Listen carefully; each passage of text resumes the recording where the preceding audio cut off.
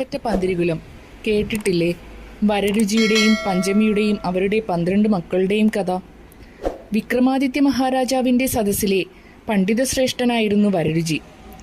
ഒരിക്കൽ രാജാവ് രാമായണത്തിലെ പ്രസിദ്ധമായ ശ്ലോകം ഏതാണെന്ന് ചോദിക്കുകയും വരരുചിക്ക് പോലും അതിന്റെ ഉത്തരം കണ്ടെത്താനാവാതെ വരികയും ചെയ്തു. വരരുചി വല്ലാത്ത വിഷമത്തിലായി.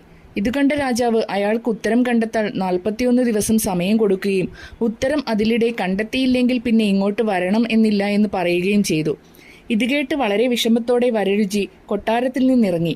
പല പണ്ഡിതന്മാരെയും കണ്ട് ഉത്തരം ആരാഞ്ഞെങ്കിലും രാമായണത്തിലെ എല്ലാ ശ്ലോകങ്ങളും പ്രധാനം എന്ന് പറഞ്ഞ് എല്ലാവരും കൈയൊഴിഞ്ഞു. അങ്ങനെ 40 ദിവസം കഴിഞ്ഞു. ഉത്തരം കണ്ടെത്താനാകാതെ വരരുചി വല്ലാതെ വിഷമിച്ചു. പകൽ മുഴുവൻ വെള്ളവും ഭക്ഷണവും ഇല്ലാതെ അലഞ്ഞ് രാത്രി ഒരു വനത്തിലൂടെ സഞ്ചരിച്ച് ഒരു ആൽമരത്തിന്റെ ചുവട്ടിലെത്തി. നാളെ ഉത്തരം കിട്ടിയില്ലെങ്കിൽ മരിക്കുന്നതാണ് നല്ലത് എന്ന് അയാൾ ചിന്തിച്ചു. വിശപ്പും ദാഹവും കാരണം മരച്ചുവട്ടിൽ അയാൾ മയങ്ങിപ്പോയി. അതിനു മുന്നേ